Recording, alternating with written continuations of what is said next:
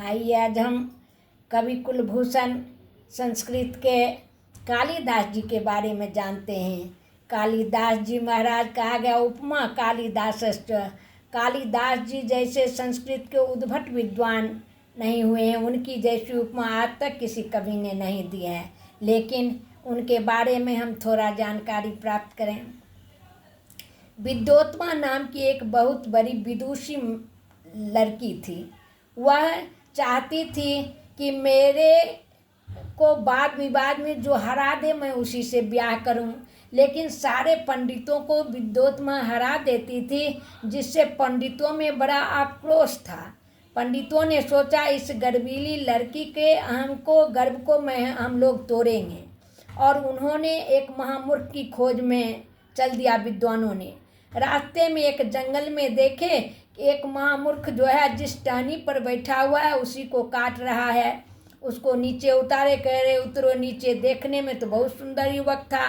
उसको कहे कि तुम जिस टहनी पर बैठे हुए उसी को काट रहे हो, यह मूर्खता। कहा महाराज मुझे बूझने नहीं आता है। कहे ठीक है, चलो तुम नहा धो लो, तुमको एक सुंदर राजकुमारी से ब्याह करा देंगे। वह ब्याह के मामले में नहा धोकर कहे जो मैं कहूँगा वैसा मानना। पंडितों ने कहा तुम मौन व्रत का स्वांग करना, केवल इशारे से काम करना, हम लोग व्याख्या करेंगे। मान गया कालिदास और आए नहा धोकर। यहाँ पंडितों ने कहा विद्योत्मा से कि वाद विवाद रखो, हम एक महापंडित आए हैं लेकिन वो उनका मौन व्रत चल रहा है, हम लोग उनकी व्याख्या करेंगे। उनके इशारों की व्याख्या हम पंडितों द्वारा होगी। विद्योत्मा कही ठीक है, मैं भी इशारे में ही तब प्रश्न पूछूंगी। वाद विवाद के लिए सभा तैयार हुआ और विद्योत्मा इशारा करके एक इशारा पूछी कि ब्रह्म एक है, कहने का अर्थ। तो ये सोचे कालिदास तो मूर्ख थे, ये सोचे शायद ही मेरी एक आंख फोड़ना चाहती है, ये कहे दो, मैं तुम्हारी दोनों आंख फोड़ दूंगा। ऐसा सोच के वो 2 उंगली।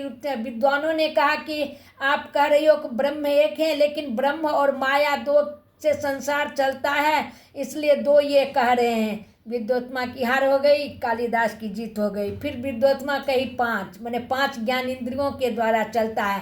कालिदास सोचे वो हमको थप्पड़ बता रही है, इसलिए वो मुट्ठी बांध के कहे। अब विद्वानों ने कहा आप कहती हैं 5 ज्ञान इंद्रियों के द्वारा, 5 तत्वों के द्वारा ये संपूर्ण सृष्टि की रचना हुई है, तो ये कहते हैं 5 तत्व जब मिल जाते हैं तब ये सृष्टि की रचना होती है, एक तत्व से नहीं। फिर विद्योत्मा की हार हो गई। विद्वानों ने कहा कालिदास की जीत हो गई और कालिदास से विद्योत्मा की शादी हो गई। शादी जब हो गई तो सुहाग रात में ही विद्योत्मा तो सोचती थी कि हमारे पति बड़े ही विद्वान आदमी हैं और मौन व्रत चल रहा है, लेकिन कालिदास को प्यास लग आई थी। उन्होंने विद्योत्मा से पानी मांगा, कहा कि पानी दो।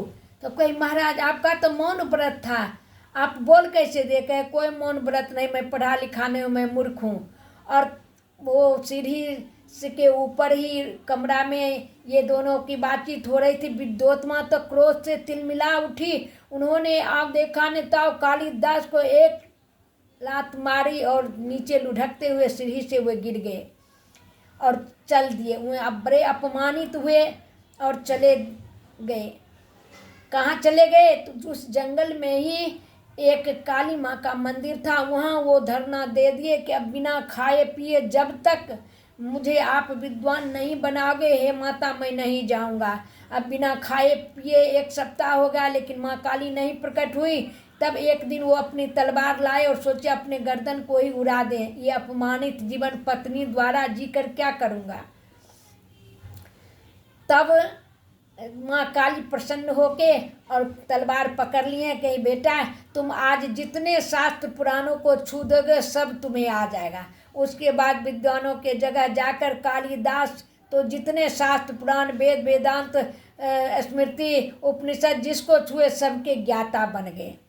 और ज्ञाता बन गए तब वो आए हैं विद्योत्मा के पास, क्योंकि विद्योत्मा कही थी अस्चित कश्चित वाक विशेषा। तो ये 4 शब्द बोली थी और 4 शब्द से 4 ग्रंथ लिखने के बाद कालिदास विद्योत्मा को पत्नी रूप में नहीं गुरु रूप में आकर वो चारों ग्रंथ मेघदूतम, अभिज्ञान शाकुंतलम, कुमार संभवम और रघुवंशम 4 ग्रंथ लाकर दी है। विद्योत्मा तो बड़ी प्रसन्न हो गई कि हमारे पति अब विद्वान हो गए हैं, लेकिन वो कहे नहीं, मैं आपका पति नहीं हूँ, मैं तो आपको गुरु मानता हूँ और आज मैं तो गुरु रूप में ही ये पुस्तक भेंट करने आया हूँ। तो विद्योत्मा तो बड़ी दुखी हुई, लेकिन पति पत्नी का जो है वैवाहिक जीवन नहीं सुख भोग कर सके। ये बड़े विद्वान थे कालिदास, तो इनको एक राजा के आश्रय में, उस समय जो बड़े ही प्रसिद्ध राजा थे उनके आश्रय में ये रहते थे। और इनकी दोस्ती थी किनसे? लंका के राजा से। वे भी कुमार भट्ट थे और कुमार भट्ट भी विद्वान लोग थे। तो वार्षिक उत्सव वो मनाया करते थे कुमार भट्ट जब, तो कालिदास को बुलाते थे। तो इस बार उन्होंने एक प्रश्न रख दिया और कहा जो इस प्रश्न का उत्तर देगा उसको हम सम्मानित करेंगे। समझ ही गए कोई तो देगा नहीं, मेरा दोस्त आएगा और वही देगा, मैं उसको सम्मानित करूंगा। कालिदास यहाँ से गए भी, लेकिन मौत कहाँ बुला लेती है कौन जानता है। कालिदास गए तो समुद्र से पार हो जाने में, उस समय जहाज से जाया जाता था, तो रात हो गई, काफ़ी लेट हो गया। तो सोचे अब मित्र को क्यों तंग करूं, कहीं आसपास जहां सबसे नज़दीक मिलेगा वहीं मैं ठहर जाऊंगा, सुबह जाऊंगा मित्र के पास।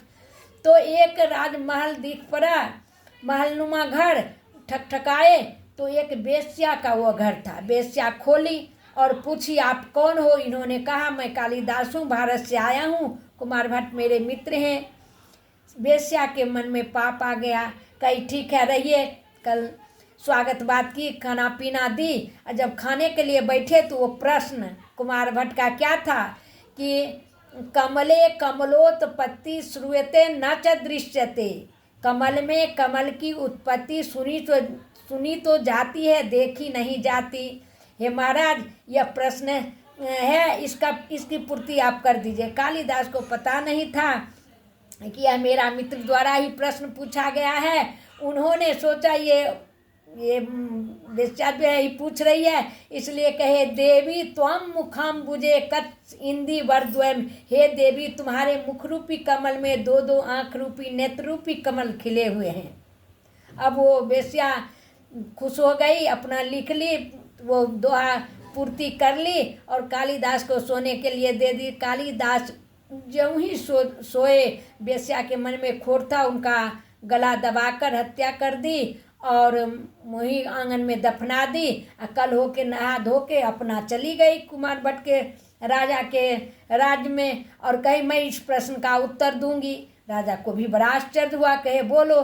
तो वो बोली कि कमले कमले उत्पत्ति श्रूयते न च दृश्यते, ये आपका प्रश्न है और मैं इसके अंतिम पंक्ति कहती हूँ कि देवी त्वम मुखाम्बुजे कच्छ इंदी वरद्वयम।